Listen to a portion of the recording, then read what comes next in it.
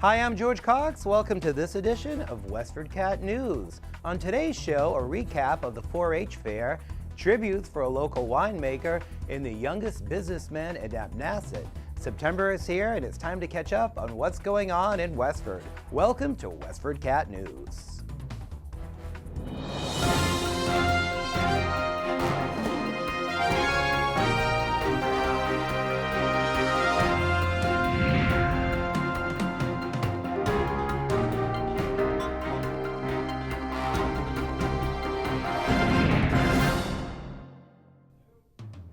Anyone driving through the heart of Nabnasset may have seen a young man with a new business on the side of the road. We caught up with him recently. Let's take a look.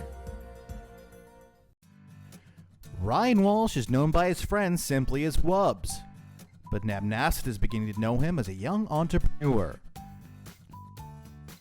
Over the summer, Ryan's been selling drinks and snacks next to the old Nab field to earn money.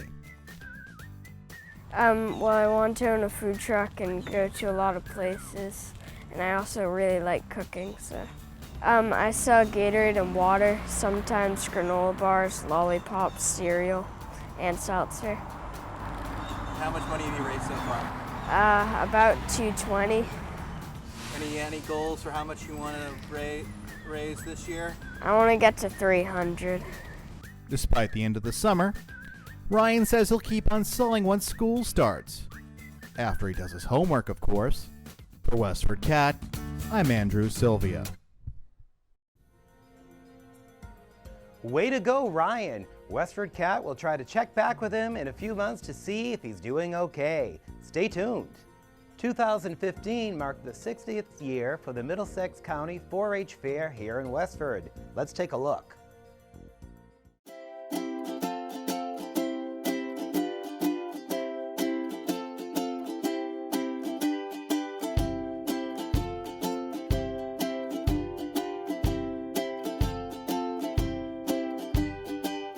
The 4-H fair is really part of our culture.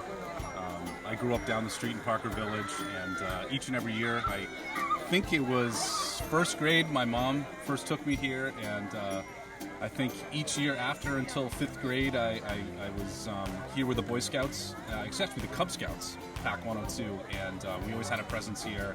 And it's just a great event. This weekend is something that attracts people from all over Middlesex County, and certainly the campgrounds have been here for generations of individuals throughout town and throughout Middlesex County to enjoy, so it's wonderful to be here. Well, I have to say that the animals are just as fascinating. I just saw, it looked like, I think you got some footage here, WestfordCAT got some footage of a tortoise, which was 20 years old and was actually sustaining the weight of, looked like a 7 or 8 year old boy, which was amazing. And when I was here as a kid, all that kind of stuff interests me, and it's just wonderful to see the excitement and the interest from all the young people that are here today. This is the start of the event. It's a kickoff today on Friday, but Saturday and Sunday, all day, the events are going to be open to the public. It's a pretty cheap event. It's like $5 to get in, and it's wonderful. It's a family experience, and it's something that I think everybody should experience. We took plenty of pictures, and folks attending in the fair took plenty of pictures as well. You can check them out for yourselves at westfordcatnews.org 4-H Fair 2015. No students were injured following a September 2nd incident where a school bus driver lost consciousness while on Old Lowell Road. The driver hit his head on the steering wheel, which led to the bus hitting a tree. A student on the bus called 911, and the students began leaving the bus through its back door, waiting on nearby lawn until first responders arrived. The bus suffered only minor damage, and the school department replaced the driver on that route. In softball, the Neshoba Valley Veterinarian Mustangs are the 2015 Westford Over 30 League champions after sweeping Floral Arts in 3 games. They outscored Floral Arts 14-18, losing only 1 game all season.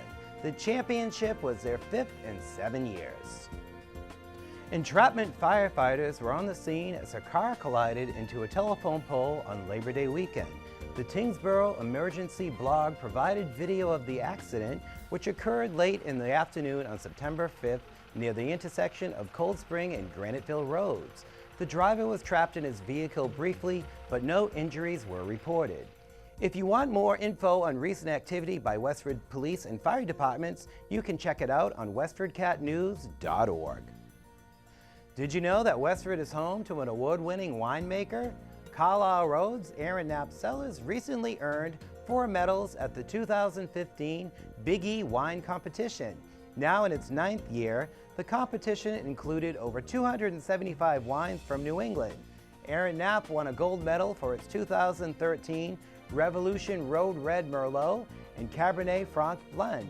It also got a gold medal for its 2013 Northeast by Northwest Chardonnay and its Viognier blend as well.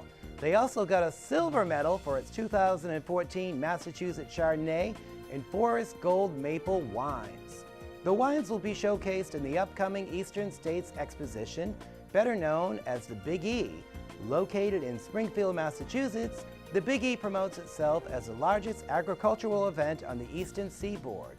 More information can be found available at bige.com, and more information on Aaron Knapp wines can be found on their website at aaronknappcellars.com.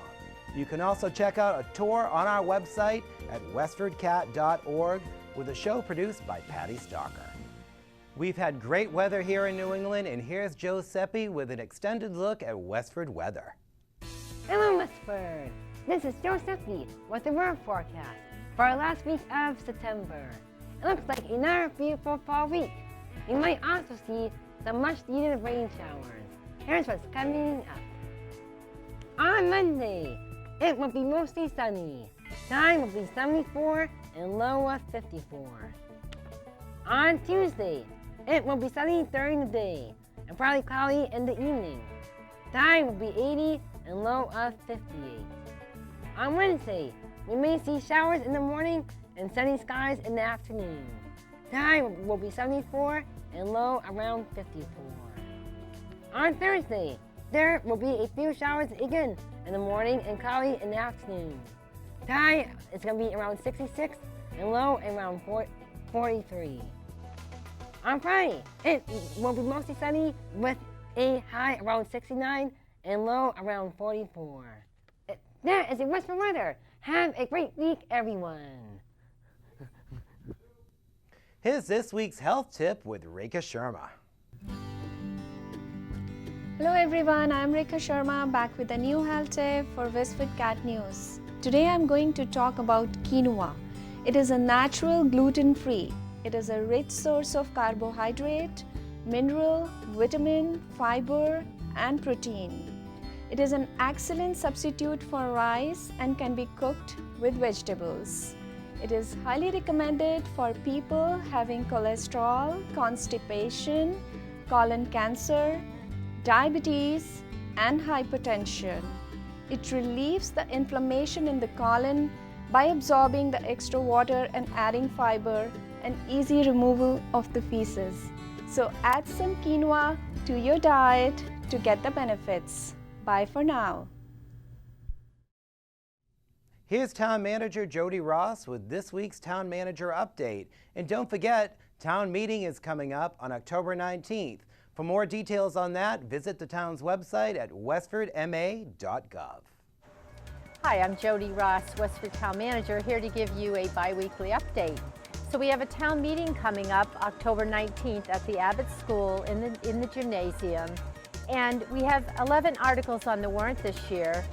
One is we actually had some revenue shortfall. Our building permits were down under projections. And so we are proposing to balance the budget. So we have a balanced budget where revenues match expenditures as we promised in March. So we'll be reducing a few budgets to bring that in line.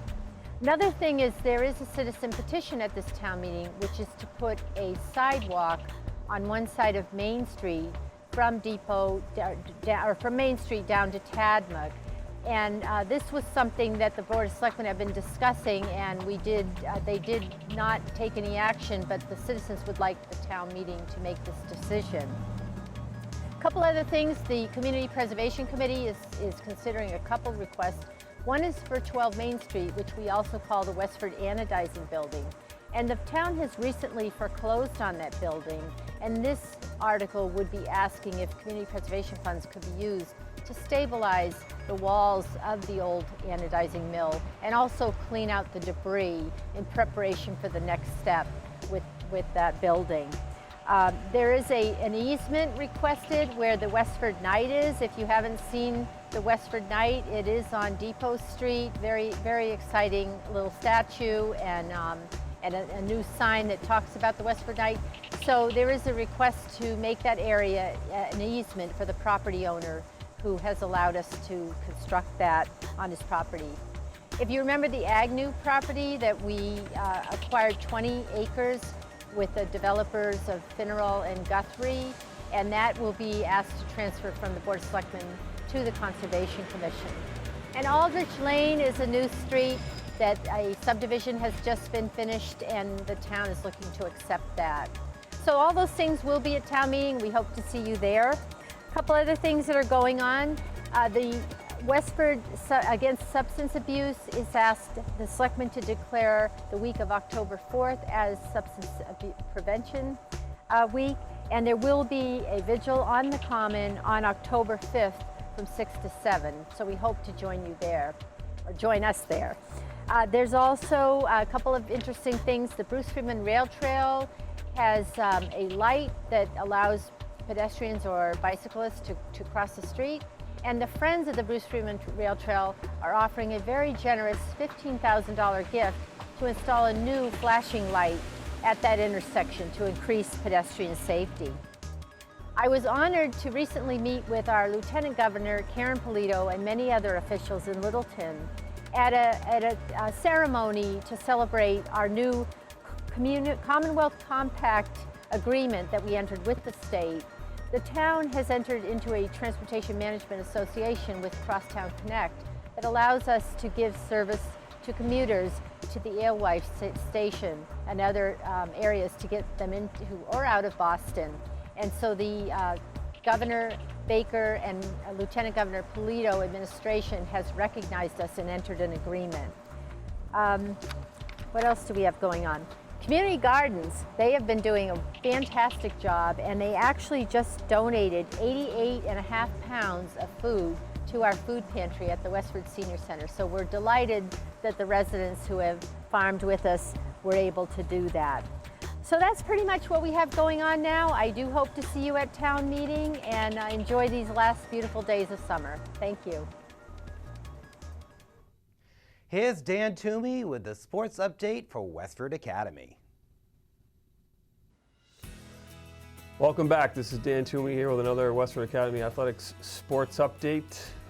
Starting off the 2015-16 school year here. A couple new things just want to give everybody some attention to is the scheduling system is now through the MIA.net website. There's a very handy app there you can download as well to get all the schedules that you need. It has a roster. It's a couple of nice new features. That's number one. Number two is thank you to the Westford Academy Athletic Booster Club for all their support and contribution to the scholarship drive, a very successful one again this year, which took place last weekend. Student athletes took pictures and went out and completed all of the scholarship drive and the canning activity. So big thank you to everybody involved in that. As far as a sports update, we're about 2 weeks into the season here. Football started off with a win at Dracut last week and head to Chelmsford Friday night for a big game there. Their home opener isn't until October 9th, but they have a bye next week, so good things going on with that program.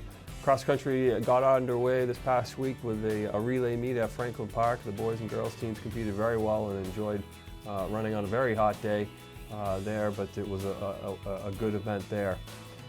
Boys soccer and girls soccer, probably in field hockey, have had the most action so far. Boys soccer is currently sitting 1-1-1. They had a 3-0 win recently versus Waltham and a 2-2 tie last weekend versus Groton Dunstable. Girls soccer sitting 2-0 right now. A couple big wins over Wayland and Waltham as well. Field hockey, a 2-1 currently. Most recently with a win yesterday versus Waltham, 2-1. So the team is getting off to a nice start here. Golf has started out of the gates very hot. A couple big road wins at Newton South and at Concord Carlisle, and then also a dual meet win in Boston the other day, and then a tough loss at home versus Lincoln Sudbury, so they're doing very well. Volleyball is just getting off to the season, a couple matches underway, a couple big ones coming up as we really get deep into the league next week. So good luck to the girls volleyball program. So that's kind of the update for the sports right now. As we move forward into the season, I'll be back on hopefully on a weekly or bi-weekly basis to give you another update. And certainly all the schedules available, you can get those again off the athletics website, wagragos.com. And also on Twitter, there's a lot of links and updates there at wagragos. So welcome back, everybody, and I'll talk to you soon. Here's Bill Olson, the superintendent of Westford Schools, with this week's update. Hi, this is Bill Olson with another school update. First of all, welcome to the 2015-2016 school year. It's always interesting to me when people say, do you work during the summer? Well, all of our people in the central office are year-round employees, and once the school year closes, we go into action to prepare for our upcoming school year. I want to thank, first of all, our custodians and our maintenance staff for cleaning and repairing our buildings so that they're spotless. And we have, as I hope you know, a reputation of having some of the cleanest buildings of any school system in the entire Merrimack Valley. We had some interesting projects, capital improvement projects that took place this summer. We had new windows put in at the Robinson School and the Day School.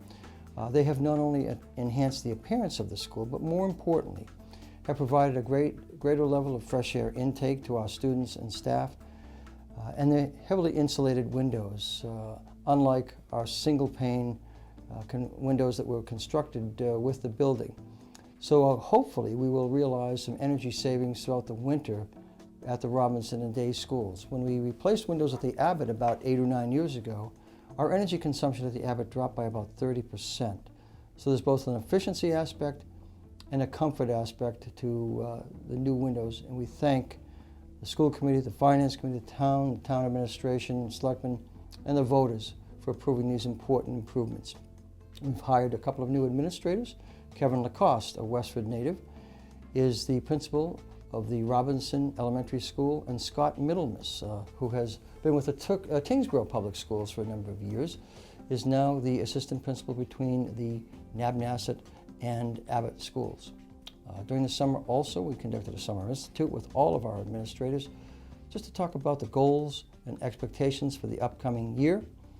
And I want to thank the staff, numerous staff who have come in 2, 3, 4 weeks before our school year opened to begin to set up their classrooms so that they, on the first day of school, are exciting centers of learning for children with colorful posters, materials, supplies that stimulate the minds of our students.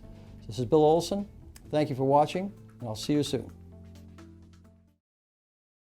A controversial sidewalk project on Main Street will go to voters in October and to state officials even sooner.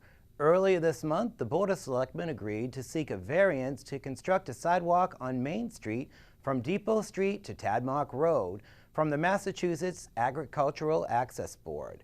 Another variance is also being sought to construct the sidewalk without asphalt, which has been met with objections by some of the neighbors.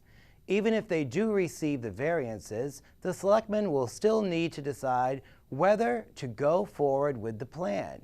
Westford resident Jennifer Williams presented a last-minute petition that would require the town to construct a 5-foot wide sidewalk with asphalt. Williams, a mother of a disabled child and a member of the Pedestrian Safety Committee, said that the non-asphalt sidewalks are difficult for handicapped individuals to use. Voters at the special town meeting in October will vote on Williams' petition. And if you're a wheelchair user on a bumpy area like that and you have to go to the bathroom, it's an uncomfortable situation to be on. Having a nice paved area helps and promotes safety and comfort for wheelchair users. I know in other communities that I've sat in, the thing that looked really nice was brick sidewalks. It's terrible for a wheelchair user. It's so uncomfortable. It's different than walking. So I understand that we have to come to terms and come up with a good decision here that's going to meet everyone's needs. But at the end of the day, there's a large group of families. I mean, I was able to collect 100 signatures. I'm pretty sure I have more than 116 within less than an hour and a half.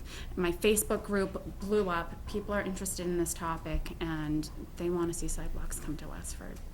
Opinions from Main Street residents were mixed, although Pedestrian Safety Committee Chairman Chris Barrett politely chided the selectmen for working on the construction of these sidewalks, while action has been delayed on other proposed sidewalks near the town schools. I really think you might want to think about what you're saying by not saying you support sidewalks now and waiting for town meeting to make that decision. Because ultimately, my feeling is the town meeting is going to support this.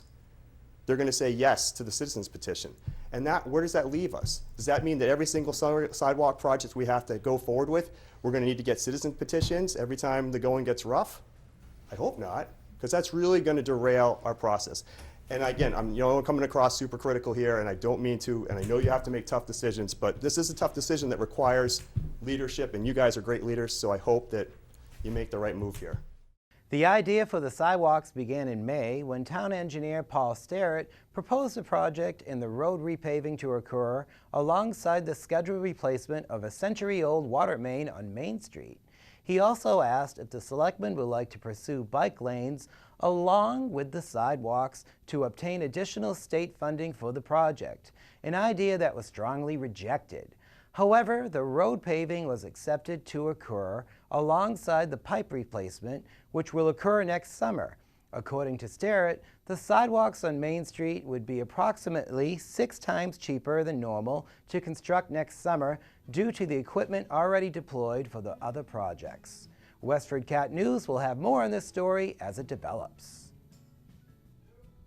If you have a story idea, or maybe you want to be a correspondent on WestfordCAT News, drop the staff a line at westfordcatnews.org. And remember, we have workshops coming up posted on our website at westfordcat.org.